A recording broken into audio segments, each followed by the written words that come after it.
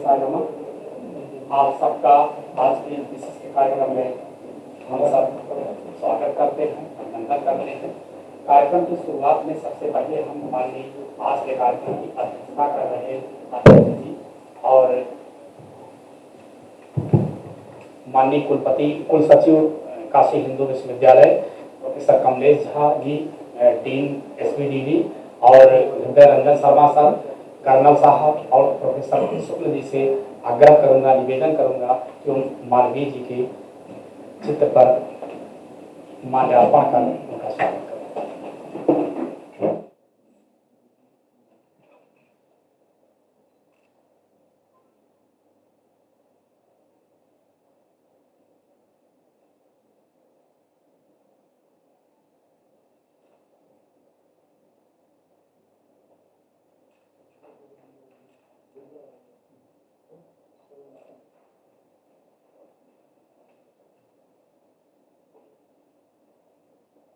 नमः पार्वती पतये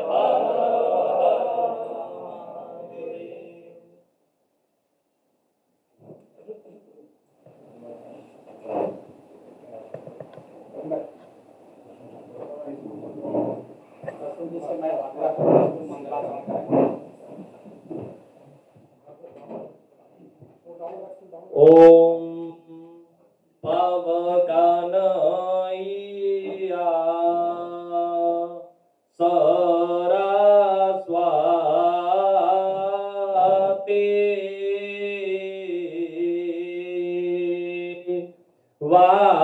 वाजेभिर्वा जीनायवाति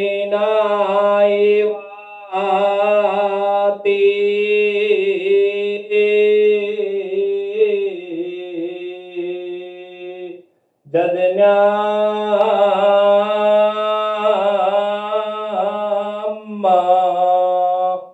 वास्तु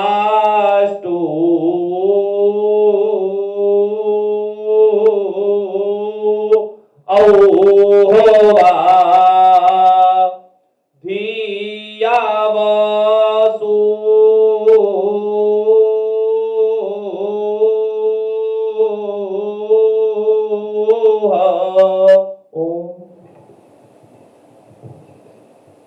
मैं सबसे पहले वैदिक विज्ञान केंद्र के संयोजक उपेंद्र कुमार त्रिपाठी जी से आग्रह करूंगा कि आज के कार्यक्रम के हमारे मुख्य अतिथि प्रोफेसर सिंह साहब, जो हम सबके कुल सचिव हैं, हम सबके बड़े भाई जैसे हैं और साहस जब भी हम लोगों को उनकी आवश्यकता होती है, वैदिक विज्ञान केंद्र को आवश्यकता होती है, वो बहुत ही साहस और सरल तरीके से हम सबको उपलब्ध होते हैं।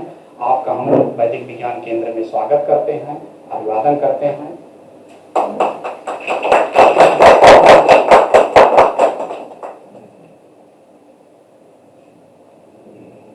कमलेश झा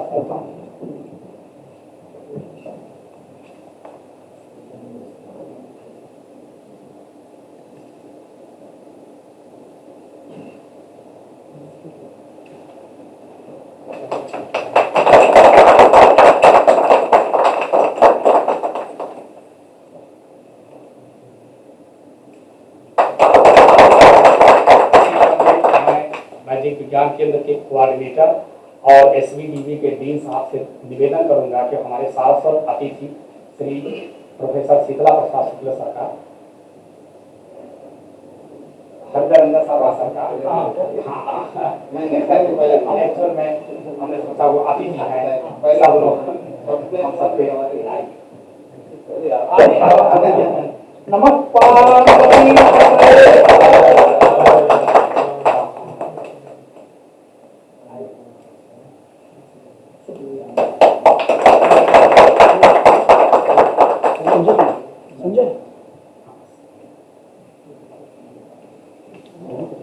प्रोफेसर शुक्ल लाल बहादुर शास्त्री केंद्रीय विश्वविद्यालय में संस्कृत विभाग के इस समय डीन हैं। संकाय प्रमुख हृदय रंजन शर्मा गुरु जी और हमारे यहाँ के संस्कृत विभाग के डीन साहब कमलेश झा जी से निवेदन करूंगा कि आपका माल्यार्पण कर अंगवस्त्र का स्वागत करें।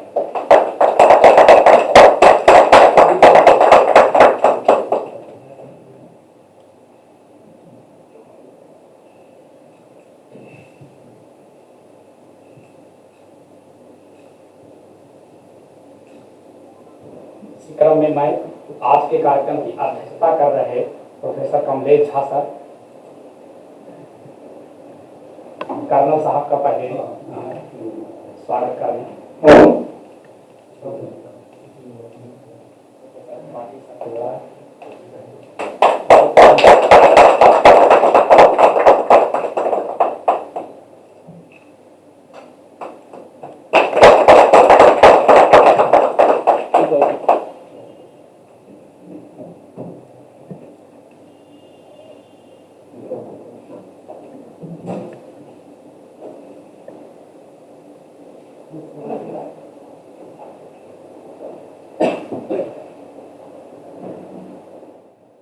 संस्कृत विद्याधर विज्ञान संकाय के डीन आपका आपके ही घर में स्वागत है। ये संस्थान आपका ही है सर।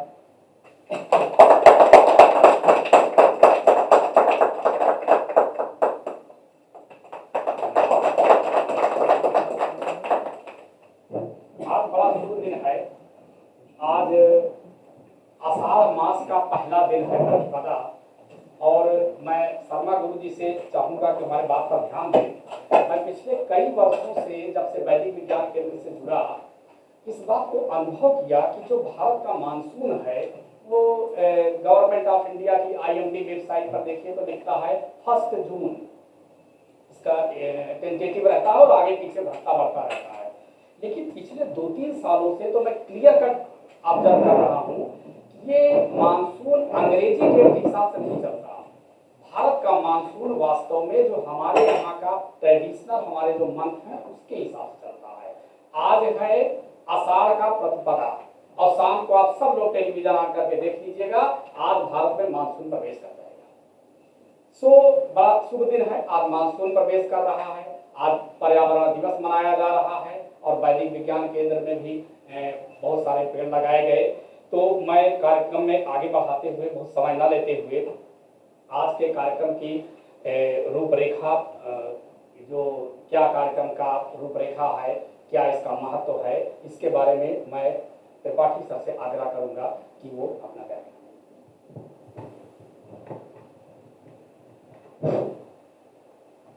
नमः सभाभ्यः सभापतिभ्यश्च नमो नमः। आज पर्यावरण दिवस है। विश्व पर्यावरण दिवस के शुभ अवसर पर हमारे बीच कार्यक्रम की अध्यक्षता कर रहे संस्कृत विद्याधर विज्ञान संकाय के माननीय संकाय प्रमुख प्रोफेसर कमलेश झा सर, हमारे विश्वविद्यालय के माननीय कुल सचिव प्रोफेसर AK सिंह सर, हमारे इस केंद्र के सलाहकार समिति तथा संचालन समिति के वरिष्ठ सदस्य गुरुवर प्रोफेसर हृदय रंजन शर्मा गुरु जी, हमारे मित्र अग्रज प्रोफेसर शीतला प्रसाद शुक्ल जी, जो संकाय प्रमुख साहित्य संस्कृति विभाग श्री लाल बहादुर शास्त्री संस्कृत विश्वविद्यालय नई दिल्ली से पधारे हुए हैं।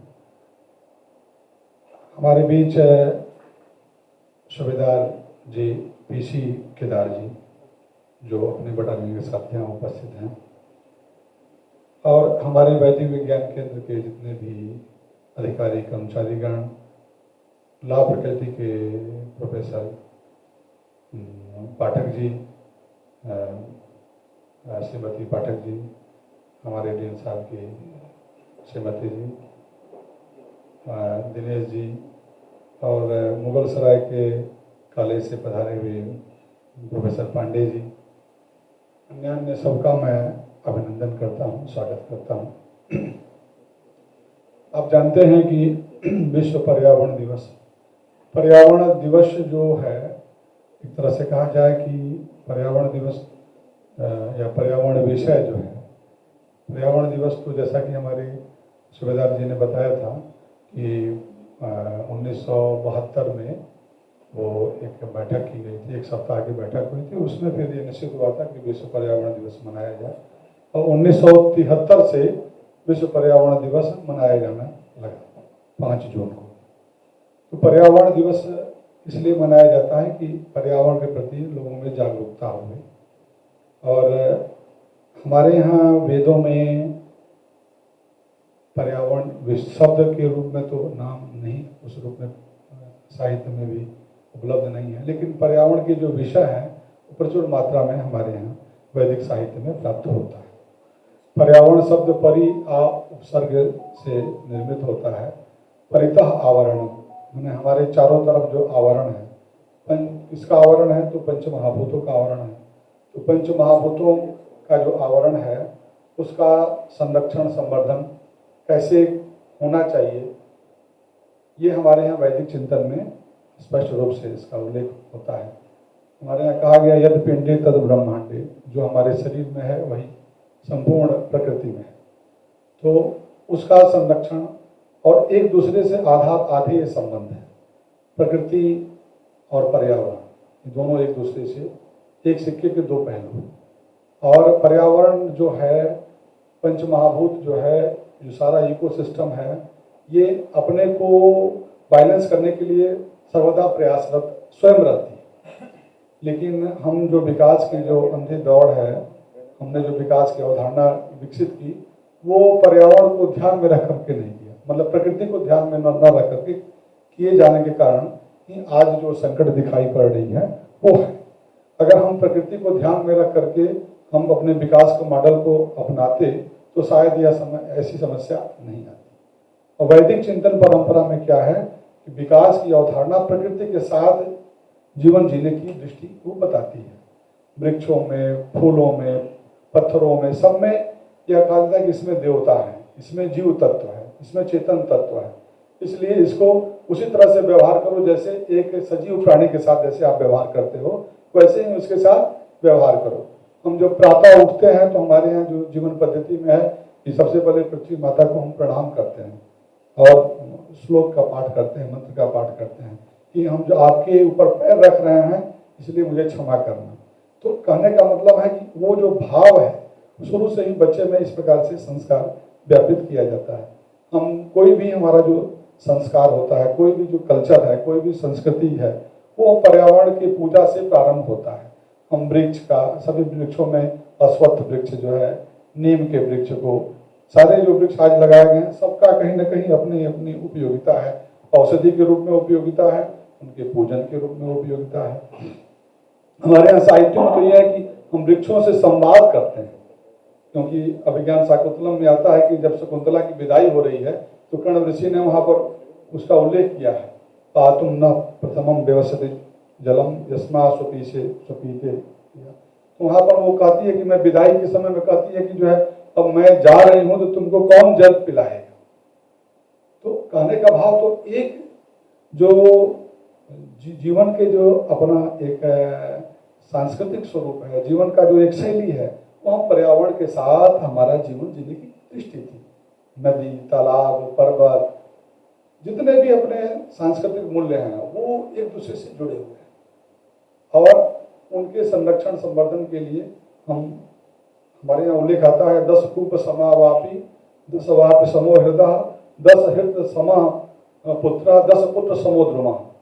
मतलब बावली, तालाब इत्यादि जितने आप निर्माण करते हैं इनका एक पुण्य है, लेकिन कहा कि उसके बाद कहा कि एक पुत्र के बराबर जो है 10 बावली लगाने का।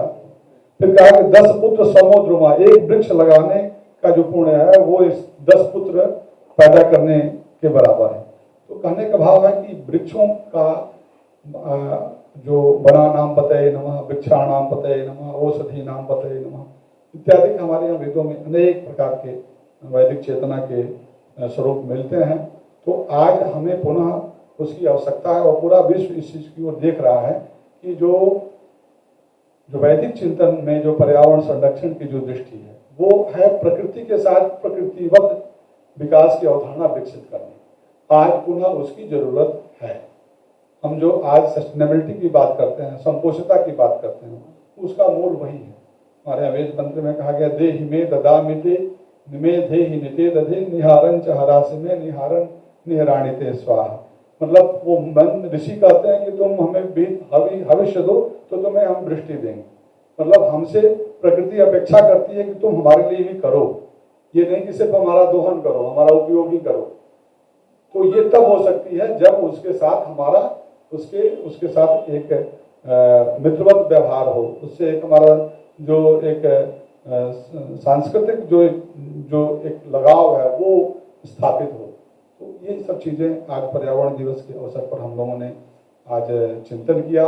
और दूसरे रूप से 27 नक्षत्र हैं, उस 27 नक्षत्रों में जो आज पेड़ लगाए गए उसमें 10 जो नक्षत्र के जो वृक्ष हैं उनको हमने आपसे कहा था, तो आप दो पौधे उसके आप लाए थे, तो उसको यहाँ लगाया गया। और आगे चल करके अगले वर्ष फिर हम या बीच में ही 27 नक्षत्रों के और जो दुर्लभ वृक्ष हैं उनको हम यहाँ पर लगाएंगे।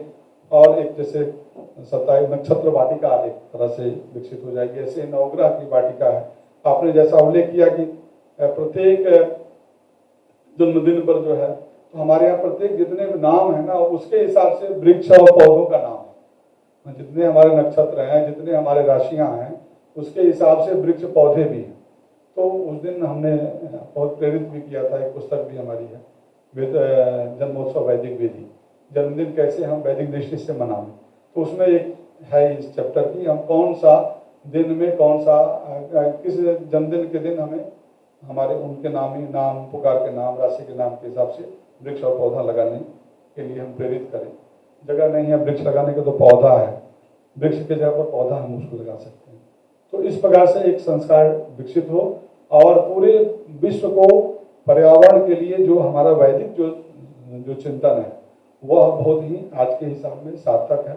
इस केंद्र की स्थापना भी इन्हीं उद्देश्यों से हुई है, जिसमें जो एंशियंट जो वैदिक देवधर्मी जो विज्ञान के पक्ष है उन पर रिसर्च करना और लोगों को बताना, नए नए पाठ्यक्रम विकसित करना। तो हमारे यहाँ जो यज्ञ विज्ञान का जो हम लोग हवन देते हैं, हवि देते हैं, उसको वैदिक कंसेप्ट में आज उस रूप में नहीं हो पाता है। वैदिक कंसेप्ट से अगर हम सही ढंग से उसको हवन इत्यादि करेंगे तो जलवायु परिवर्तन जो हो रहा है, क्लाइमेट चेंजिंग की जो दृष्टि है, वो उसमें बहुत दूर तक हम लोग सफलता प्राप्त कर सकते हैं उसके माध्यम से। तो समय ज़्यादा नहीं लेंगे, हम सबका अभिनंदन करते हैं। विशेष रूप से हमारे रजिस्ट्रार साहब, आप बहुत ही विश्वविद्यालय बहुत बड़ा विश्वविद्यालय है और उसमें आपकी व्यस्तता बहुत है, लेकिन मैंने रात में ही आपसे निवेदन किया, आपने सहजता से अपनी स्वीकृति दी, इसके लिए आपके प्रति मैं आभार करता हूँ। और आप एक अच्छे अकादमिक एकेडमिशियन हैं, साथ साथ एक कुशल प्रशासक हैं और हम सबके अभिभावक हैं। मैं आपका पुनः पुनः अभिनंदन करता हूँ।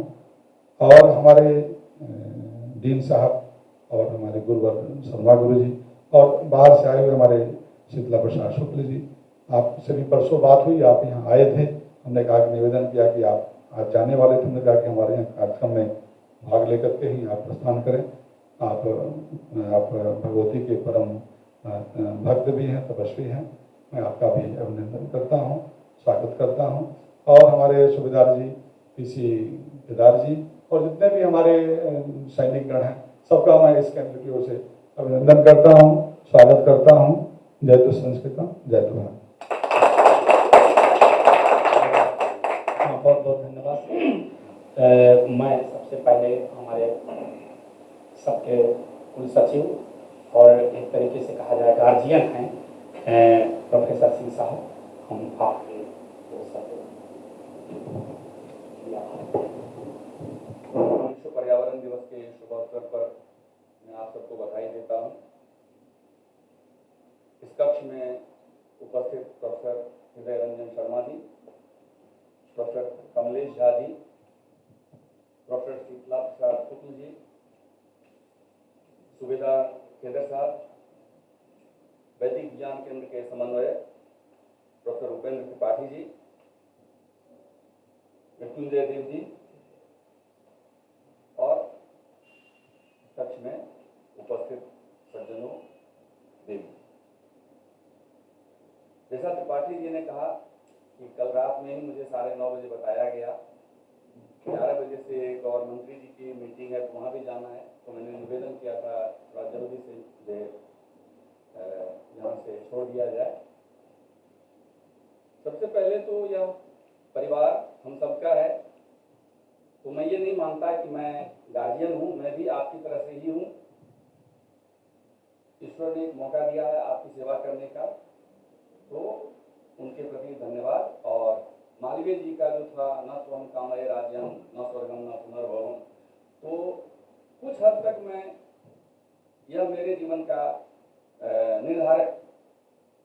निर्धारक पंक्ति है। विश्व पर्यावरण दिवस की जब बात आती है तो 5 जून 1972 की ओर ध्यान जाता है। 5 जून से 16 जून तक वैश्विक पर्यावरण पर एक स्टॉकहोम कॉन्फ्रेंस हुआ था। तत्कालीन प्रधानमंत्री उसमें गई थी और ऐसा एहसास हुआ वैश्विक स्तर पे कि शायद पर्यावरण के सामने बहुत बड़ा संकट है और हमें इसके लिए कुछ प्रयास करना चाहिए। और तब से 5 जून को हम पर्यावरण दिवस मना रहे हैं। हमारी समस्या यह है कि जो चीज पश्चिमी देशों से शुरू होती है हम उसका अनुसरण करते हैं। यदि आप हमारे साहित्य को देखें तो मैं स्टेप बाय पीछे चलता हूं। अपने संविधान को देखिए, वहां पर पर्यावरण की बात कही गई और जो राज्य के नीति निर्देशक तत्व हैं या जो मौलिक अधिकार हैं वहां पर भी पर्यावरण संरक्षण की बात कही गई। तो स्टॉकहोम कॉन्फ्रेंस अपनी जगह पर सही था, लेकिन उससे पहले हमारे यहाँ पर्यावरण चेतना के बारे में बहुत सारी बातें कही गई। पंचमहाभूत की बात कही गई है, क्षितिज जल पावर गगन समीरा। इसमें से 5 में से अग्नि और आकाश को हटा दीजिए तो जो पृथ्वी, वायु और जल, इस 3 के बीच जब संतुलन बिगड़ता है तो प्रदूषण होता है। जिसकी बात आपने प्रोफेसर त्रिपाठी ने कही कि हमारा प्रयास उस संतुलन को बनाए रखने। 1972 के ही कॉन्फ्रेंस का जब अंतिम नतीजा 1987 ईस्वी में आया था, जिसको आवर कॉमन फ्यूचर कहा गया, जिसमें सस्टेनेबल डेवलपमेंट की बात कही गई। आज तक हम उसके लिए सही हिंदी शब्द नहीं चुन पाए।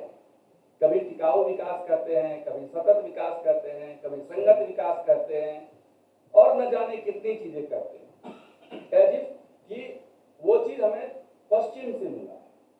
यह भी गलत है। जो पिताना पुत्रो हम पृथिव्या, सस्टेनेबल डेवलपमेंट का इससे बेहतर उदाहरण नहीं हो सकता है कि पृथ्वी हमारी माता है और यदि पृथ्वी माता है तो उसका संरक्षण, उसका संवर्धन करना एक पुत्र की जिम्मेदारी है।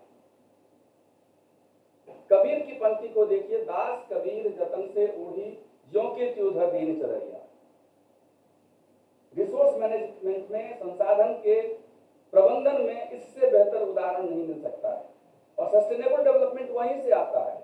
यदि आप भारतीय संदर्भ में देखने की कोशिश करें तो मैं टिकाऊ विकास को यह मानता हूं कि पूर्वजों ने हमें कुछ दिया है जो कि हमें उसी रूप में अपनी आने वाली पीढ़ी को लौटाना है। इसका यह मतलब नहीं है कि हम उसका उपयोग नहीं करेंगे। हम उसका किस तरह से उपयोग करेंगे, विवेकपूर्ण उपयोग करेंगे, यह हमारे आने वाली पीढ़ी के लिए भी उसी तरह से उपलब्ध हो। यानी हम सूद खाएंगे, मूल को बचा के रखेंगे।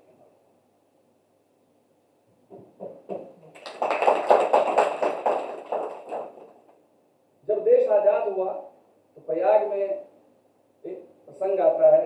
गांधी जी और नेहरू जी गंगा स्नान के लिए गए थे। गांधी जी लोटा से गंगा से पानी लेकर के स्नान कर रहे थे तो नेहरू जी ने विनोदी भाव में कहा कि बापू, आपके लिए तो हमने पूरी गंगा को यहाँ ला दिया है, फिर भी आप लोटा का उपयोग कर रहे हैं। उन्होंने बड़े सहज शब्दों में कहा कि यह गंगा मेरे लिए नहीं है, देश के और लोगों के लिए है, मेरे लिए तो एक लोटा पानी ही पर्याप्त है। तो आप देखिए, हर जगह हमने जितने भी पेड़ लगाए हैं, हमने यूकेलिप्टस नहीं लगाया, हमने कहीं भी यूकेलिप्टस नहीं लगाया है। हमने क्या लगाया? कटहल लगाया, हमने अर्जुन लगाया, हमने पीपल लगाया, आम लगाया, जो हमें अशोक लगाया, जो हमें कुछ देता है। तो हम प्रकृति के प्रति भी अपने आभार को इसी तरह से व्यक्त करते रहे हैं समय समय से। मृत्युंजय जी कह रहे थे, मानसून के ऑनसेट की बात आप कर रहे थे। मेघदूत पूर्व मेघ में कहा गया आशा रस्य प्रथमे दिवसे। श्लोक मुझे अब याद नहीं है। हाँ। तो आप यदि उसको देखिए तो जून का पहला सप्ताह सप्ताह जो होता है, जो कि आईएमडी कहता है कि मानसून आएगा, और आषाढ़ का पहला दिन भी लगभग उसी के आसपास रहता है। तो ये कोई नई बात नहीं है। जो आज वैज्ञानिक कर रहे हैं, तो हमारे वैज्ञानिक वो पहले कर गए थे, और इस केंद्र की स्थापना भी उसी लिए हुई है। जगदीश चंद्र बोस ने कहा कि पेड़ पौधे में जीव है। अभी त्रिपाठी जी शाकुंतलम का उदाहरण दे रहे थे कि पातुम न प्रथम व्यवस्थिति। तो वहां पर जब शकुंतला जा रही है आश्रम को छोड़ करके, पेड़ पौधे मुरझा रहे हैं। यह एक सिम्बायोटिक रिलेशनशिप है कि किस तरह से जीव और अजीव के बीच में, जड़ और चेतन के बीच में जो समन्वय है वो किस तरह से दिखता है हमारे। हम हर साल 5 अक्टूबर को मनाते हैं पर्यावरण दिवस, वृक्षारोपण करते हैं, लेकिन अभी तक जितने वृक्षारोपण हुए हैं, यदि वो रहता तो हमें रहने के लिए जगह नहीं मिलती। हमें यह भी देखना होगा कि एक आंकड़ा ये होना चाहिए कि हमारी सफलता का दर क्या है। यदि हमने पिछले साल 50 पेड़ लगाए तो आज कितना सरवाइव कर रहा है? क्या हमारी जिम्मेदारी केवल पेड़ लगाने तक है, या उसकी सुरक्षा भी, उसका रखरखाव भी, उसको सही समय पे पानी मिले? तो यह भी हमको सुनिश्चित करना चाहिए कि हमने, क्योंकि यदि आप कहते हो कि वृक्ष और पुत्र, तो जिस तरह से हम अपने पुत्र की बेहतरी के लिए प्रयास करते हैं, तो एक पौधे की भी रक्षा उसी तरह से होना चाहिए। इस संदर्भ में आपको एक उदाहरण बताऊं। मध्य प्रदेश में एक शहर है इंदौर, और इंदौर से लगभग 15-16 किलोमीटर दूर एक वीरान सा पर्वत हुआ करता है। पठारी एरिया, मालवा का क्षेत्र है। क्योंकि मैं भोपाल में 10 साल रहा था और प्रशिक्षण कार्य से जुड़ा हुआ था, तो मुझे वहां जाने का मौका मिला। और उस समय इंदौर में कैलाश विजयवर्गीय जी महापौर हुआ करते थे और मध्य प्रदेश शासन में मंत्री थे। उन्होंने एक पहल की कि इस बंजर भूमि में उन्होंने स्मृति वन नाम का एक इनिशिएटिव लिया, उसको टूरिस्ट स्पॉट के रूप में डेवलप किया।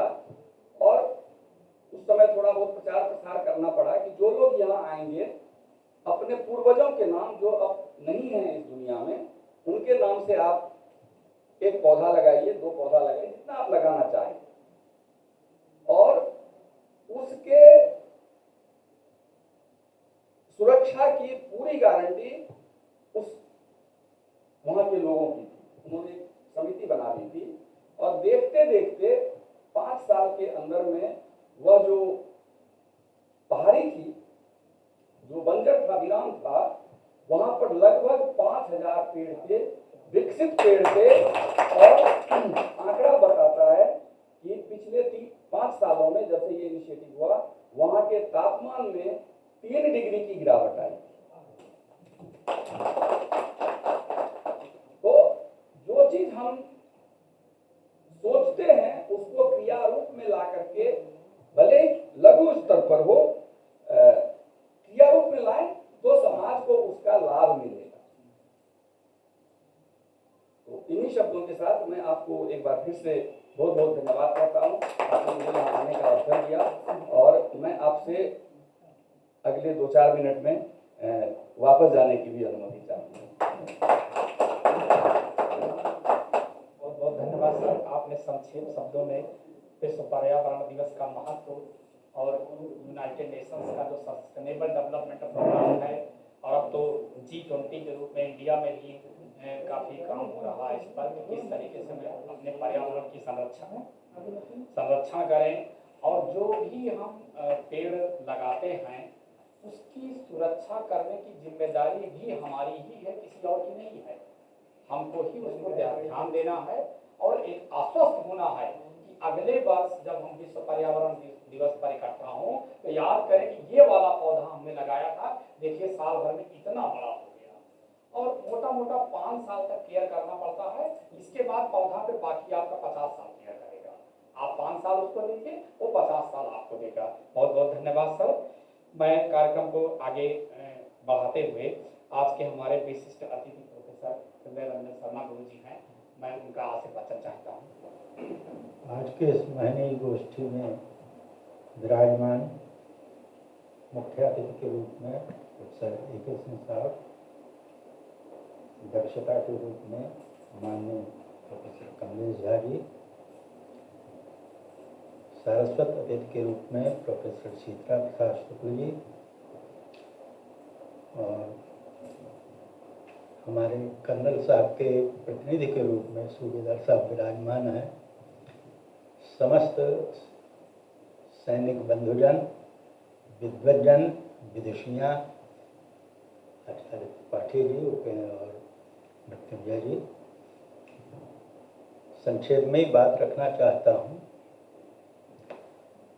हमारे यहाँ वेदों में तो इसकी बहुत चर्चा है, लेकिन ईशावास्योपनिषद बड़ा ही प्रसिद्ध उपनिषद है। उसका प्रथम मंत्र जो है, इस पूरे पर्यावरण के साथ हमारा जो जीवन है उसके बारे में वो संकेत करता है, उपदेश करता है। मंत्र है ओम ईशावास्यमिदं सर्वं यत्किंच जगत्यां जगत तेन त्यक्तेन भुंजीथा मा गृधः कस्य स्विद्धनम्। देखिए मंत्र क्या कह रहा है, उसका अर्थ जब हम देखते हैं तो उसकी विशालता और पूरे वैश्विक स्तर पर जो उसका उपदेश है, सिद्धांत पक्ष है, वो हमें दिखता है। मंत्र कह रहा है ईशावास्यम इदम सर्वम। इदम सर्वम, जो भी ये जगत है, ये सृष्टि है, वो ईशावास्यम परमेश्वर है, चेतना शक्ति है, ईश्वर तत्व सब में है। ये हमें सिद्धांत मानना है, ये अपने जीवन के साथ जोड़ना है। यत्किंच जगत्यां जगत, इस सृष्टि में जो कुछ भी गतिशील है वो सब उस परमेश्वर की शक्ति से युक्त है। फिर और सावधानी के लिए कह रहा है तेन त्यक्तेन भुंजीथा। हमें अपने जीवन में जो कुछ भी हम व्यवहार करते हैं, लेन देन करते हैं, उसमें दो चीज़ें महत्वपूर्ण हैं। अहंकार और ममता रहित भाव से हमें उपभोग करना चाहिए हर चीज़ का। अहंता है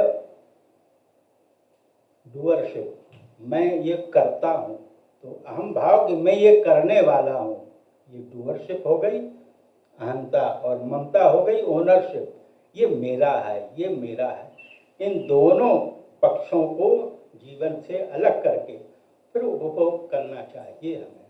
तो उस पर फिर पूरी सृष्टि में जो पांचों तत्व हैं, आकाश, वायु, तेज, जल, पृथ्वी, उनका हम हमारे लिए जो आवश्यक है, उपयोग है, उतना ही हम उसका उपभोग करते हैं। तो ये दोनों चीज़ें शोषण और प्रदूषण जो प्रकृति का हो रहा है उसको बचाती हैं। तेन त्यक्तेन भुंजीथा मा गृधः कस्य स्विद्धनम्। आप आवश्यकता से अधिक कुछ भी संग्रह मत कीजिए, क्योंकि कस्य स्विद्धनम् का प्रजापति कहते ये ईश्वर का है, आपका कुछ नहीं है। आपका अधिकार उतना ही है जितना कि आपके लिए वह आवश्यक है, अतिरिक्त संग्रह ना हो। ये मंत्र जो है उपदेश करता है। इसका मैंने स्वरूप कई जगह पर देखा।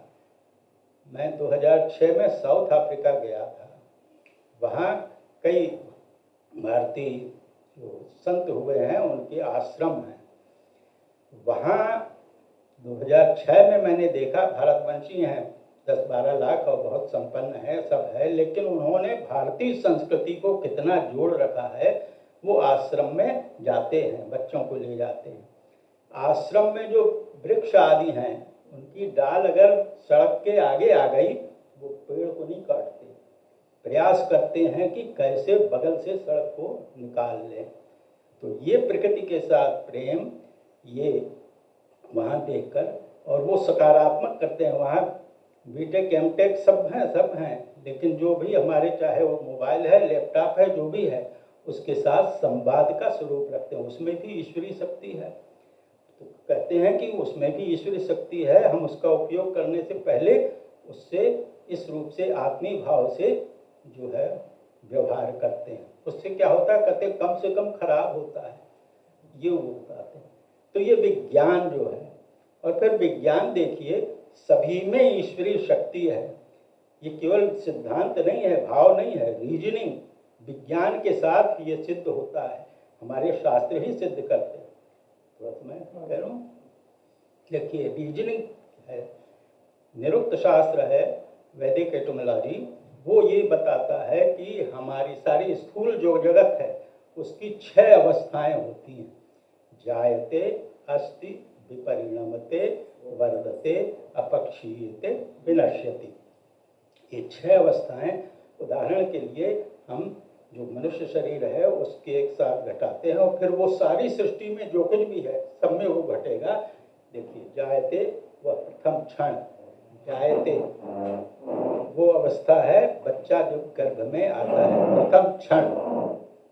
अस्ति 9-10 महीने तक बच्चा विकसित होता है गर्भ में, फिर जब डिलीवरी होती है तो हाँ यह है, ये अस्ति दूसरी अवस्था हुई।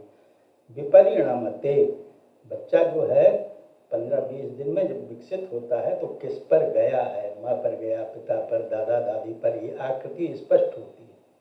ये तीसरी अवस्था। फिर चौथी अवस्था है वर्धते, शारीरिक वृद्धि, मानसिक वृद्धि और जो कुछ भी वह संपत्ति आदि अर्जित करता है सब वर्धते क्रम में चलता है।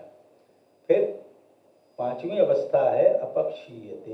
एक स्थिति आती है 35-40 वर्ष के बाद शरीर का अपक्षय, शक्ति कम होने लगती है, अपक्षीयते, ये 5वीं अवस्था। और 6ठी अवस्था है विनश्यति, यानी शरीर से जब आत्मा अलग होता है तो शरीर छूट जाता है।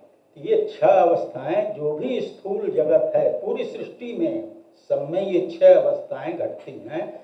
और यह परिवर्तनशील जो सृष्टि के वस्तुओं का स्वरूप है, यही ये सिद्ध करता है कि प्रत्येक वस्तु में वह चेतना शक्ति है। उदाहरण के लिए ये टेबल है, देख लीजिए, पहली अवस्था जायते, इसको बनाना है, ये संकल्प लिया होगा और प्रथम चाहे जो औजार है उसका प्रयोग किया, अस्ति टेबल बन के तैयार हो गई। विपरिणमते, पॉलिश आदि की, उसका जो है स्वरूप बन गया। वर्धते, अब उसका उपयोग हो रहा है, लेकिन ये उपयोग भी जब तक एक सीमा है, 25, 50, 100 वर्ष तक ही इसका उपयोग होगा, फिर ये क्षीण होने लगेगी, अपक्षीयते, क्षीण होने लगेगी। 6ठी अवस्था विनश्यति, फिर उपयोग में नहीं रहेगी, हटा दी जाएगी। ये 6 अवस्थाएं जो भी ग्रास फॉर्म में स्थूल जगत है सब में हैं, घट रही हैं। तो ये हमें सिद्ध करता है, ये रीजनिंग जो है कि सब में वह चेतना शक्ति है। कम अधिक जो है ये अलग विषय है, जीव के क्रम में वो अलग चीज़ है, लेकिन पर्यावरण का जो स्वरूप है सब में है और सबके साथ हमें जुड़ना है। तो वह चेतना शक्ति के साथ हम जुड़ते हैं। जब किसी के साथ, वृक्ष के साथ हम आत्मीय भाव प्रदर्शित करते हैं, उसके भीतर जो चेतना शक्ति है उसके साथ हम अपने को जोड़ते हैं। तो यह भाव ही पर्यावरण दिवस का वैदिक संस्कृति के संदर्भ में बहुत ही उदात्त स्वरूप है। हमें पॉजिटिव वे ऑफ लाइफ, सकारात्मक जीवन पद्धति कैसे हम जी सकें, इसका उपदेश देती है वैदिक संस्कृति। और उसके साथ जब हम जुड़ते हैं तो पूर्णता के साथ हम अपने को स्थित करते हैं, पूर्णता के साथ प्रकृति को हम जोड़ते हैं। और यह पूर्ण भाव ही वैदिक संस्कृति, वैदिक जो शास्त्र हैं वो हमें बताते हैं। इतना करके विराम लेना चाहूँगा। धन्यवाद। धन्यवाद सर। मैं समय और ना लेते हुए आगे के कार्यक्रम में हमारे सारस्वत अतिथि प्रोफेसर शुक्ल जी हैं, जो लाल बहादुर शास्त्री केंद्रीय संस्कृत विश्वविद्यालय दिल्ली से साहित्य संस्कृत विभाग के संकाय प्रमुख हैं। हम सब आपके आशीर्वाद चाहिए।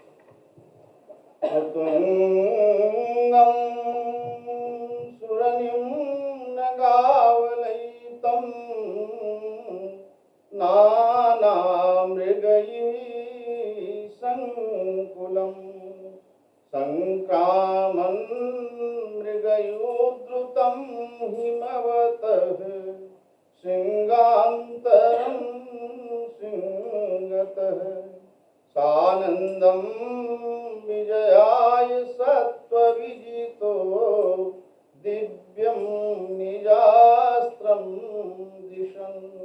युष्मान्येष पिनाक पाणि रवता लीला किरात शिव लीला किरात शिव। मंचस्थ विद्वज्जन एवं उपस्थित सभी सुधीजन और हम लोगों के प्रेरणा स्रोत गुरुदेव सर्वानंद जी, ध्यान गुरु जी और सबके मूल में इस कार्यक्रम के आयोजक एवं इस वैदिक विज्ञान केंद्र की जो समन्वयक हैं, इसके आधार स्तंभ हैं प्रोफेसर त्रिपाठी जी एवं अन्य सभी मित्रगण। सबसे पहले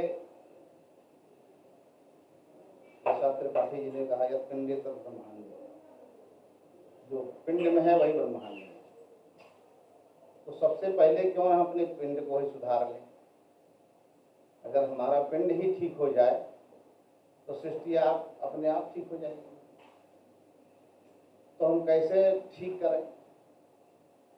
तो कहा कि सात्विक, राजसी और तामसी 3 प्रकार के व्यक्ति होते हैं। पूरी प्रकृति ही 3 गुणों में बटी हुई है। अब उसमें यह है कि तुलसीदास जी ने कहा कि मिलत एक दारुण दुख दीना और विश्वरत एक प्राण है लीना। सबसे पहले आपके घर के वातावरण से शुरू करें, वहीं से पर्यावरण आपका शुद्ध हो जाए। जब आपके घर में कोई व्यक्ति ऐसा प्रवेश करता है कि जिससे देख करके सभी लोग भयभीत हो जाते हैं, तो लगता है कि कितनी जल्दी ये यहाँ से चला जाए। तो वहाँ उस समय जो है वातावरण बड़ा ही ऐसा हो गया कि वह रहने लायक नहीं रहा। और दूसरा, जब कोई ऐसा संत, ऐसा पुरुष घर में प्रवेश करता है जिसके आते ही वह आपका घर सुंदर मधुमय बसंत जैसा हो जाता है। लगता है कि व्यक्ति जा ही नहीं यहाँ से, यहीं रहे। तो अगर वो जा रहा तो लगता है कि मेरा प्राण ही लेके जा रहा है। तो सबसे पहले यह है कि यहीं से पर्यावरण की शुद्धि होनी चाहिए। जो हमारा पिंड है उसी प्रकार से हमने जो उदाहरण दिया, मिलत एक दारुण दुख दीना, छोटे प्राण दीना, उसके पीछे यही जो हमारे विचार है, जब हमारे सद विचार आते हैं तब का जो वातावरण होता है, और जब हमारे असद विचार आते हैं।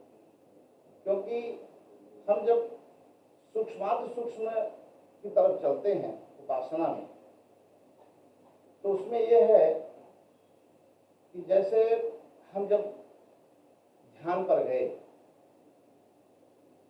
और जब हमारा ध्यान लगा, जिस समय वह ध्यान में जो प्रकाश दिखता है, जैसे वो प्रकाश एकदम श्वेत है, स्वच्छ है, पूरा चांदनी खिली हुई। लेकिन जैसे ही आपके मन में कहीं तमोगुण का प्रवेश होता है, उस विचार आपके थोड़े से बदलते हैं वहां, तो उसका जो रंग है वो चांदनी का वो बदलने लगता है, उसमें परिवर्तन होने लगता है। ये अच्छे अच्छे साधकों ने इस बात को माना है। तो कहने का आशय ये है कि जब आपके विचार मात्र से जो है परिवर्तन हो रहा है, क्योंकि यह जगत स्थूल भी है, सूक्ष्म भी है, कारण भी है, सूक्ष्माति सूक्ष्म है ना। तो इसको शुद्ध रखने के लिए हम सभी मानव सबसे पहले जो अपने इष्ट की अभ्यर्थना, अर्चना, वंदना, अर्चन जो भी करते हैं उसको मन से करें। और क्योंकि हमारा ऋषि कभी अपने लिए कुछ नहीं करता, तो जब बैठता है अपनी उपासना में तो सबसे पहले विश्व के कल्याण की बात करता है, तो संकल्प ही लेता है कि विश्व का कल्याण। यहीं से शुरुआत होती है, उसमें कहीं भेदभाव नहीं है, किसी के प्रति कोई भेदभाव नहीं। एक अच्छे संत थे ब्रज के, उनके पास कोई गया कि महाराज जी हमारा है ऐसी समस्या, हमारे लिए कुछ प्रार्थना करें। तो कहे हमने तो सुबह ही प्रार्थना कर दिया था आपके लिए विश्व कल्याण की, उसमें आप भी आ गए, उससे बात है नहीं, है ना। तो जो हमारी ऋषि परंपरा है, अगर वेद पूरे विश्व में इसका प्रचार प्रसार करते लोग, इसका अनुगमन करते, तो शायद पर्यावरण दूषित ना हो। क्योंकि जो हमारी सनातन संस्कृति है, जो हमारी ऋषि परंपरा है, वह जीवन देख लीजिए और पश्चिमी जगत के लोगों का जीवन देख लीजिए। कोई भौतिकवादी इतना ज्यादा अंधाधुंध जो फैक्ट्रियों का लगाना और तमाम तरीके का दोहन करना प्रकृति का, आज सबके सामने आ रहा है। अच्छा, और क्या, ये आप मान के चलिए कि पूरे सृष्टि में कोई ऐसा पदार्थ नहीं है, कोई ऐसा स्थान नहीं है जिसका कोई मालिक ना हो। कोई मालिक है। आप देख लीजिए, एक चींटी से लेकर के एक हाथी तक वो अपने स्थान के लिए लड़ता है। आप देखिए, डिस्कवरी देख लीजिए, आप शेर के इलाके में नहीं जा सकते, वो उसके इलाके में नहीं जा सकता, सबका इलाका बटा हुआ है। उसी प्रकार से पूरी भूमि जो है बटी हुई, उनके नाम पड़ता है तो उनके नाम पड़ता है, उनके नाम पड़ता है, कहीं खाली नहीं है ना। तो ये मानवीय संविधान के अनुसार चलता है, लोग अपना अपना जमीन को बांटते, मालिकों में बैठे। लेकिन ईश्वरीय संविधान में जिसने सृष्टि की रचना किया है, तो उसकी जमीन है वो, जिसने रचा है, अर्थात ईश्वर है ना, ईश्वर इसका मालिक है। अगर आप उसके बनाए हुए सृष्टि को आप प्रदूषित करेंगे, दूषित करेंगे, क्या वो छोड़ेगा? नहीं छोड़ेगा। आपको वार्निंग देगा 1 बार 2 बार 3 बार, और नहीं मानेंगे तो फिर वो दंडात्मक कार्रवाई करेगा। और वही हुआ, जो कोरोना आया ऐसे नहीं आया, सबको सबक सिखाने के लिए आया। पूरे विश्व के राष्ट्राध्यक्ष अपने अपने बिलों में घुस गए जाकर के, सारी सुरक्षा होती हुई, क्यों नहीं बाहर निकले भैया? निकल जाते तब जानते क्या बहादुर है कि नहीं? लेकिन नहीं, सबको हुआ कोरोना, वो राष्ट्रपति हो चाहे प्रधानमंत्री हो चाहे जो विश्व के, तो सबको हुआ, सब परेशान हुए, क्योंकि वो ईश्वरी सत्ता है, सर्वोपरि सत्ता है, और वही अपने इस सृष्टि की रक्षा कर सकता है। तो इसीलिए दुर्गा सप्तशती के 12 अध्याय में आया है, भगवती ने कहा कि मैं ही जो है महामारी, एक महामारी उनका स्वरूप है। और क्यों स्वरूप है? जैसे बच्चा बहुत बदमाश हो, बात न माने, तो माता कभी कभी आंख भी दिखाती है, लाल लाल आंख दिखाती, डंडा उठाती मारने की, बच्चा डर जाए। तो उसी प्रकार से प्रकृति की रक्षा के लिए भगवती जो कटिबद्ध है। और 100 वर्ष के बाद आप देखिएगा, ऐसी आती हैं विपत्तियां आती हैं। जैसे आपने सुंदर गार्डन लगाया है, 1 साल 2 साल हो गया, उसमें ज्यादा खरपतवार हो गए, सुंदरता उसकी नष्ट हो गई, तो आप माली बुला करके उसकी कटाई छटाई करते हैं उसके सौंदर्यीकरण के लिए। तो उसी प्रकार से यह हमारी जो आदिशक्ति है, पराशक्ति है, वो भी सृष्टि की रक्षा के लिए ये सारा उपक्रम करती हैं। कोरोना ले आएंगे, कभी ताइवान लाएंगे, कभी कोई बीमारी लाएंगे, कभी कुछ आएगा, है ना, हैजा चेचक ऐसी चलता रहता है, क्योंकि उनको ये सब ठीक नियंत्रित करना है। और आप देख लिए उस काल में कितना पैसा खर्चा हुआ गंगा के ऊपर, कभी निर्मल नहीं हुआ, आकाश कभी निर्मल नहीं हुआ। लेकिन उस काल में नदियां सब निर्मल हो गई, आकाश निर्मल हो गया, पर्यावरण शुद्ध हो गया, सब जीव जंतु प्रसन्न होकर के घूमने लगे, उनको कहीं कोरोना नहीं पकड़ा, है ना। ये हमारे लिए था, निर्देश था, है ना, कि हम सुधर जाएं। जब तक हम नहीं सुधरेंगे तब तक जो है प्रकृति नहीं सुधरेगी, है कि नहीं भाई? हम अपना उत्तरदायित्व का निर्वहन करें। तो ये है, क्योंकि अब देखिए त्याग की भावना हमारे ऋषि परंपरा में क्या रही है। तो हमारे महर्षि व्यास कहते हैं कि चेराणि किं पथिन संत दिशंत भिक्षाम नैवाङ्घ्रिपः परिहृतो सरितोऽप्यशुष्यन् रुद्धा गुहा किमिजितोऽवतीर्णोपसन्नान् कस्मात् भजन्ति कवयो धन दुर्मदान्धान्। हमारी ये परंपरा रही है, जो हमारा ऋषि है, जो हमारा सन्यासी है, वो चला जा रहा है, एक कोपिन धारण किया हुआ है और कुछ नहीं उसके पास। उसका जब कोपिन फटता है तो वस्त्रों में लपेटे के चीर हैं, उसको लपेट करके आगे बढ़ जाता है। तो कहता है क्या अब वो वस्त्र नहीं मिलेंगे लपेटे हुए वृक्षों में? क्या अब जो है वृक्ष हमें फल नहीं देंगे? क्या अब झरनों से जल नहीं मिलेगा? क्या गुफाओं में हमें आश्रय नहीं मिलेगा? क्या भगवान अजितनाथ अब हमारी रक्षा नहीं करेंगे? तो कहा जब ये सब है, प्रकृति हमारा पालन कर रही है, भगवान हमारी रक्षा कर रहे हैं, तो धन के मद में चूर लोगों के सामने हम हाथ क्यों पसारें? ये त्याग का जीवन, हमारा जो शास्त्र है, हमारा जो वेद है, हमारा जो पुराण है, वो त्याग में जीवन सिखाता है। अगर त्याग में जीवन हो जाए तो पर्यावरण अपने आप से हो जाएगा। हमें बड़ी बड़ी अट्टालिकाएं और बड़े बड़े उद्योग लगाने की जरूरत ही नहीं है। कंदमूल फल खा करके हम आनंद से भगवान को प्राप्त कर सकते हैं। तो ये सारी व्यवस्थाएं हमारी उसमें हैं। तो इसीलिए और हम तो यही कहेंगे कि हम लोग अपने को सुधारें, सब सुधर जाएगा और कोई चिंता की बात नहीं है। ये केवल युग धर्म है, युग का दोष है। हमारी आपकी सबकी जो बुद्धि आज निर्मल नहीं हो रही है युग धर्म के अनुसार। लेकिन कहे कबीर गुरु ज्ञान से एक आधुवरण है ना, जो भगवान की कृपा होगी, गुरु की कृपा होगी, तो इसी में से हम सभी लोग कहीं कहीं पार हो जाएंगे, है ना। तो ये सारी चीज़ें हैं और हम तो बस भाई साहब जो है, हम जा रहे थे पकड़ लिए, कह कि हमारे कार्यक्रम में आ जाइए। कि चलिए भाई होके जाते हैं, आज घर में उत्सव है वहाँ पे, इसलिए जाना है। बहुत बहुत हमारे संस्कृत विज्ञान के संकाय प्रमुख और वैदिक विज्ञान केंद्र के संरक्षक, सेंटर भी वैदिक SBD से जुड़ा हुआ है। तो आपका आशीर्वाद हम सबको हमेशा मिलता रहा है, हम सब आपके आशीर्वाद रखते हैं। समुच्छलन्त्यै जगदात्मिकायै शान्तस्वरूपाय सदाशिवाय सते भवन्त्यै भवते च सत्यै नमः शिवायै च नमः शिवाय। भगवान शिव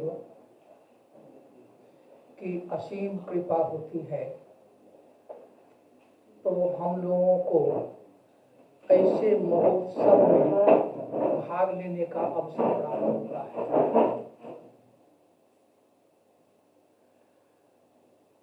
महामना जी भगवान के परम भक्त थे। उपासना के क्रम में भगवान विश्वनाथ प्रकट हो गए। कहा क्या चाहते हो?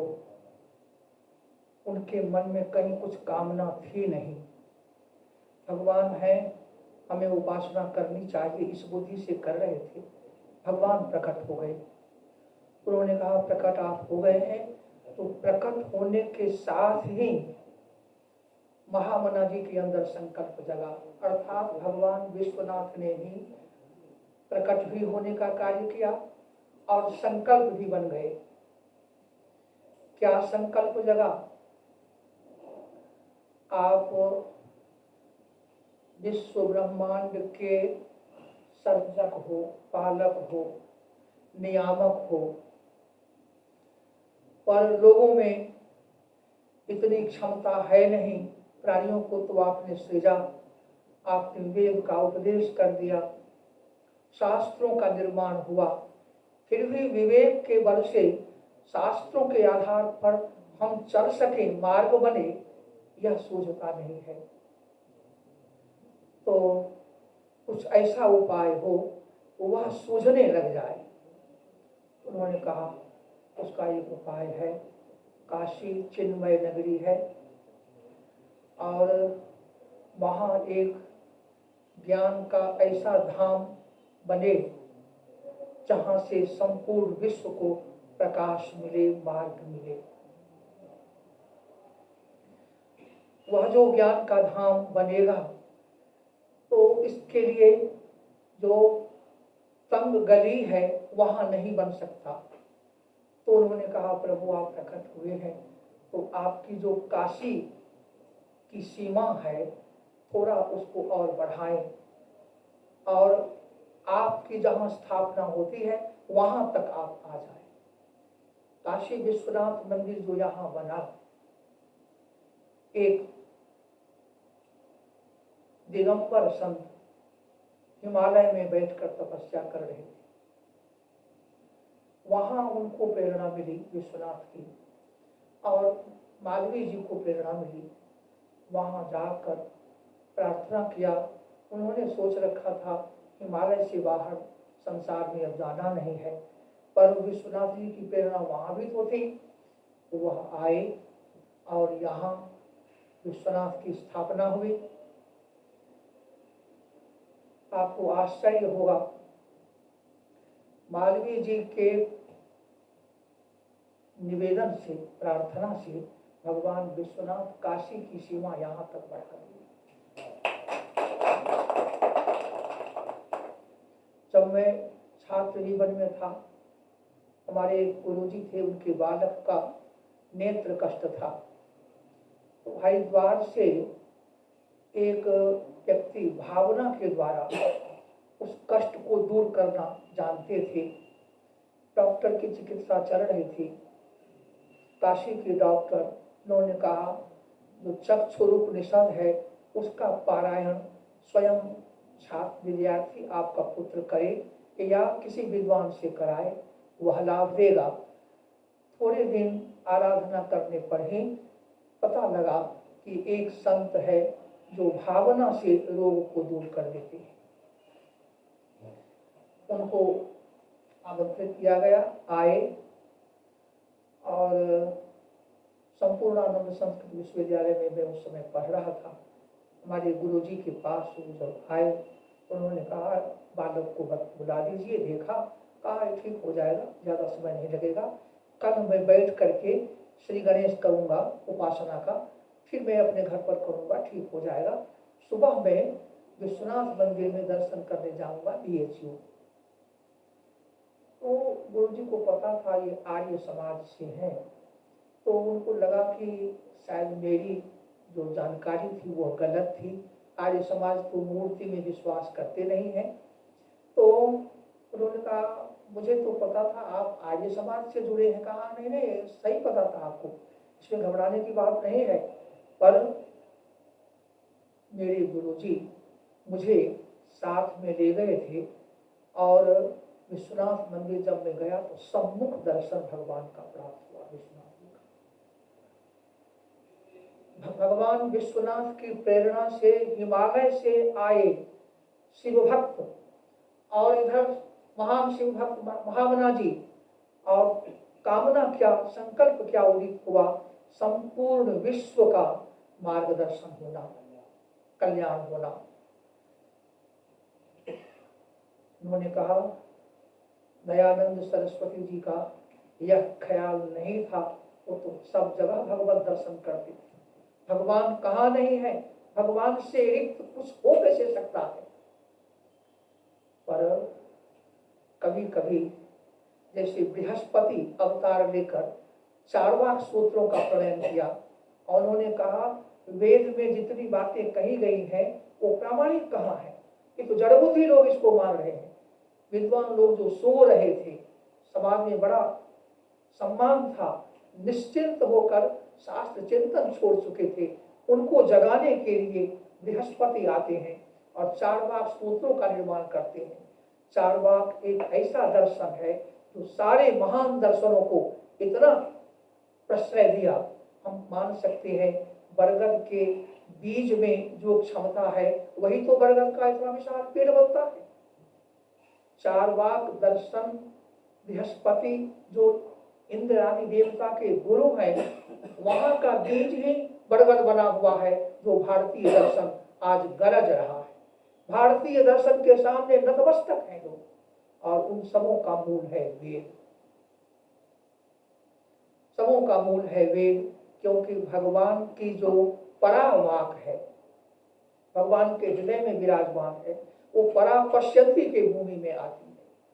परा का मतलब है वह ज्ञान जो अपने आप में अलमस्त पड़ा हुआ है, परिपूर्ण है, आप्त काम है, उसे किसी की अपेक्षा नहीं है, पर वह पश्यंती की भूमि में भी प्रवेश करती है परावाक।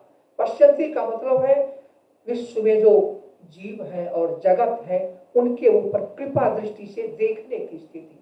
भगवान की परावाक, भगवान की परावाकी पश्यंती जो एक कृपा दृष्टि से देखने लग गई है, और फिर वह मध्यमा वाक में आती है। मध्यमा वाक का परिज्ञान योगी लोगों को हो पाता है। ऐसे जो महासाधक है, वेदज्ञ विद्वान है, वो मध्यमा वाक में प्रवेश कर जाते हैं, और फिर हम लोगों को अपनी वैखरी वाक से आप्यायित करते हैं। अभी हम आपका उपदेश सुन रहे थे, आह्लाद से भर जाते हैं, क्योंकि आप बैठे ही हैं वहाँ। ऋषि राम पुनराध्या नाम वाचम अर्थोद्धावती, जो ऋषि हैं, जो मंत्र दृष्टा है, जो ऐसे ज्ञान के प्रसारक हैं, ज्ञान में अहर्निश डूबे रहते हैं। हम 97 में आए यहाँ काशी हिंदू विश्वविद्यालय, और तब से आपको जो देखा, आपने कभी अर्थ का ख्याल ही नहीं किया। प्रमोशन नहीं हो रहा है, आप फॉर्म नहीं भर रहे हैं, अच्छा बात देंगे हो जाएगा। अमुक जगह कार्यक्रम में चलना है, आपको तैयार रहेंगे, हाँ चलेंगे। वहाँ बोलना है और आलेख भी देना है, कैसे तैयार होगा, परसों ही करना है। कई कार्यक्रम है, रात में जग करके कर लेना। दक्षिणा के लिए, दक्षिणा क्या है, महामना जी की कृपा है, वो कुछ मिल रहा है, हम चलेंगे। इसकी व्यवस्था के लिए आपको चिंता नहीं करनी है, आप कार्यक्रम को वहाँ देखिए। तो इस तरह से इनको जब मैं देखता हूँ तो हम लोगों के प्रेरणा स्रोत है। किस तरह से भावना जी को देखिए, किस तरह का संकल्प लिया। तो भगवान के स्वरूप के रूप में ऐसे महामानव आते हैं जो युगद्रष्टा है, और आप देखें सचमुच ऐसा विश्वविद्यालय। अब रैंक में सारे विश्व में कौन आगे है, कौन पीछे है, किस दिशा में पीछे है, पत्थर पहाड़ खड़ा कर देना, बिल्डिंग बना लेना, कोई विश्वविद्यालय हो सकता है जिसमें आगे हो, पर जो चिन्मयता की स्थिति है, जब कार्य कारण भाव का चिंतन होता है, तो हमारे सारे दार्शनिक इस तथ्य को पकड़े हैं कि मूल में जाते जाते जाते हम दो पर पहुंचते हैं, प्रकृति और पुरुष। ये दो है तब सृष्टि चलती है। और फिर काश्मीर सेवागम, जो वेद के धरातल पर महान चिंतक खड़ा होता है, तंत्र को आश्रय करता है, और जब वो चिंतन करता है तो मूल में जड़ और चेतन में कौन है, तो चेतन मूल में है और जड़ पश्चात है। जब दो रहता है तब। और काश्मीर सेवागम वेद के अंत प्रवेश के द्वारा इस तथ्य को प्रकाशित कर दिया कि चिति से अलग जड़ भी नहीं है, वह प्रसुप्त चिति से युक्त है, वह गाढ़ निद्रा में सोई हुई चिति है, पर चिति से बाहर जड़ हो नहीं सकता, क्योंकि चिति के बिना स्थिति बन ही नहीं सकती है। तो यह चिति है। हम लोग जैसे लोक व्यवहार में आकाश को समझते हैं कि आकाश का मतलब जो अवकाश है, खाली जगह है। तो जो हम चलते हैं, जहाँ हम बैठते हैं, जहाँ भवन का निर्माण करते हैं, जहाँ विश्वविद्यालय बना, जहाँ पठन पाठन चल रहा है, जहाँ साधना चल रही है, जो पहाड़ है, पर्वत है, जंगल है, वो भी जहाँ है, सागर है, वो भी किसी जगह में, किसी उसको चाहिए एक अवकाश, वो अवकाश है आकाश। वह आकाश जो संपूर्ण ब्रह्मांड को अपने में स्थिर रखा है, और यहाँ है, और अमेरिका चले जाएं या अमेरिका में बैठे हैं, पूछिए आकाश कितना है, तो आकाश एक है। आकाश दो नहीं है, वो एक है। तो जिसमें चेतना स्थूल रूप से दृष्ट नहीं हो रही है, वह आकाश जब एक है, तो उस आकाश को जो अपने गोद में रखा है वो है चीटी, वो है परम शक्ति भगवती शिवा। और भगवती शिवा जिनका स्वभाव है ऐसे स्वभावी है भगवान शिव। और कहा कि बरगद का जो पेड़ है वह भगवान शिव का स्वरूप है। बरगद के पेड़ का हम ध्यान करने के बाद पास न भी जा पाए तो भगवान शिव प्रसन्न होते हैं। बरगद के पेड़ के एक पत्ती का हम ख्याल कर लें, बेल के एक पत्ती का हम ख्याल केवल कर लें तो उस बेल की पत्ती से भगवान शिव की प्रसन्नता इतनी होती है, इतनी बड़ी होती है कि आपकी आवश्यकता से अधिक आपको वो देंगे, जिससे आप दानी भी बनेंगे, दयालु भी बनेंगे और संसार की सेवा में लग जाएंगे। जैसा महामना लगते थे और कुछ प्रभाव महामना की बगिया में हम सबके ऊपर। हमारे उपेंद्र जी तो परिवार का ख्याल ही नहीं रखते, ये तो स्वप्न में भी वैदिक विज्ञान केंद्र को ही देखते हैं। मैंने इनसे कहा कि एक गाड़ी के लिए किसी सेठ को हमें कहना पड़ेगा। उन्होंने कहा गाड़ी की चिंता, गाड़ी की भी चर्चा नहीं करिए, लोगों की नजर आवेगी ये गाड़ी वाले हो गए। हम तो वैदिक विज्ञान वाले हैं, हमारे अंदर तो वैदिक विज्ञान शुक्ल जी आए हैं संपूर्णानंद में वाय वाले ने हमारे वैदिक विज्ञान केंद्र की क्यों सेवा करते हुए आप जाओ। जब आचार्य हृदय रंजन शर्मा जी गुरु जी जो समाधि की स्थिति में रहते हैं और उनको कहते हैं कि समाधि और व्युत्थान आपका एक समान हो गया है, मतलब आप समाधि में पूजन के समय में जैसा रहते हैं और जब व्यवहार करते रहते हैं आपकी जो मधुमेह वाक है निश्चित होती है, मालूम पड़ता है आप क्या माँ मिठास रखेगी जो आप, इसलिए तो तुम्हें वो माता कहे जा रहे हैं। तो हमारा इतना ही भाव है कि शाकुंतल में एक प्रसंग आया है, वहाँ दुष्यंत राजा है और उनसे कहा जाता है कि आप अपने सुख के प्रति कभी अभिलाष नहीं रखते। लोग प्रजा में जो कोई एक व्यक्ति कहीं दूर दराज में खड़ा है और उसके साथ यदि कोई कष्ट है तो उसकी चिंता आपको रहती है। हर एक प्रजा के हर एक व्यक्ति की चिंता, किस तरह से उसको सुख मिलेगा, उसको सुविधा प्राप्त होगी। कहा किस तरह से, कुछ दृष्टांत बतलाइए। तो कहा पेड़ खड़ा रहता है फल और छाया को लेकर, कड़ी धूप आती है उसको अपने सिर से सहता है, लेकिन परेशान हुआ कोई व्यक्ति, कोई जीव जंतु यदि उस पेड़ की छांव में आ जाता है तो उसके संताप को भी हर लेता है, अपने सहता रहता है उस आतप को, उस कष्ट को, आंधी को। लेकिन आश्रित व्यक्ति के लिए वह सदा वरदान बना रहता है, फल भी खिलाता है, छाया भी देता है। औषधि के गुणों से भरे हुए, फल से आपूरी, छाया से आपूरी जो हमारे पेड़ हैं, पादप हैं, इनकी ओर हमारी प्रवृत्ति होना। मेरे पिताजी गांव में बड़े भाई होते थे, सब लगभग छोटे थे, तो वो सारे छोटे भाई हमारे पिताजी हमारे एक बगीचा के बगल में एक पीपल के पेड़ को लगाया, बड़ा सा उसके जड़ में मट्टी के समुदाय को लेकर 5 आदमी से उसको उठा करके लाद करके गाड़ी पर फिर उसको लगाया। ऐसा नहीं सोचा कि हमारे जो बगीचे के पेड़ हैं वो दब जाएंगे उसके अंदर। कहा इसका महत्व है, ये भगवान नारायण है जो पालन शक्ति को रखने वाले हैं।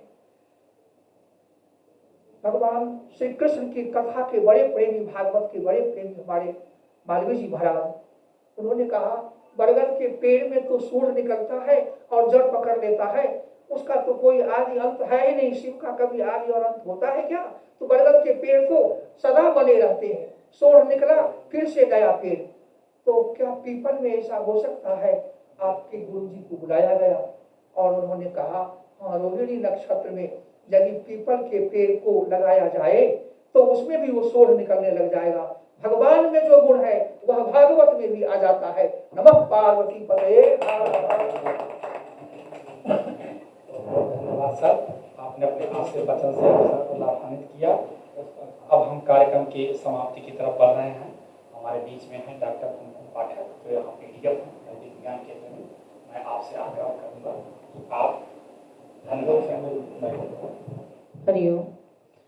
विश्व पर्यावरण दिवस के अवसर पर वैदिक विज्ञान केंद्र में आयोजित वैदिक संस्कृति और पर्यावरण चिंतन विषयक इस राष्ट्रीय संगोष्ठी में उपस्थित हुए सभी विद्वज्जनों का मैं हार्दिक आभार व्यक्त करती हूँ। आज के कार्यक्रम के हमारे विशिष्ट अतिथि प्रोफेसर हृदय रंजन शर्मा गुरु जी का मैं आभार व्यक्त करती हूँ। हमारे कार्यक्रम के मुख्य अतिथि प्रोफेसर AK सिंह जी, कुल सचिव काशी हिंदू विश्वविद्यालय, आपका भी मैं आभार व्यक्त करती हूँ, जा चुके हैं। आज के कार्यक्रम के सारस्वत अतिथि प्रोफेसर शीतला प्रसाद शुक्ल जी, संकाय प्रमुख, संस्कृति विभाग, श्री लाल बहादुर शास्त्री केंद्रीय विश्वविद्यालय, आपका भी मैं बहुत बहुत आभार व्यक्त करती हूँ। कर्नल हेमंत गंभीर जी के प्रतिनिधि के रूप में पधारे PC केदार जी, मैं आपका भी हार्दिक आभार व्यक्त करती हूँ। कार्यक्रम के अध्यक्ष प्रोफेसर कमलेश झा जी, मैं आपका हार्दिक आभार व्यक्त करती हूँ। और केंद्र के समन्वयक प्रोफेसर उपेंद्र कुमार त्रिपाठी जी, मैं आपका हार्दिक आभार व्यक्त करती हूँ। संचालक महोदय मृत्युंजय देव जी, मैं आपका भी हार्दिक आभार व्यक्त करते हुए यहाँ उपस्थित सभी सुधीजनों का, विशिष्टजनों का और आपकी टुकड़ी के सदस्यों का मैं बहुत बहुत आभार व्यक्त करती हूँ। आपने बहुत अच्छा सहयोग दिया और आपके इस पावन सहयोग से हमारे वैदिक विज्ञान केंद्र में जो नक्षत्र वाटिका का कार्यक्रम शुरू हुआ है, संभवतः अगले वर्ष तक हम उसे संपन्न कर लेंगे। बहुत बहुत धन्यवाद।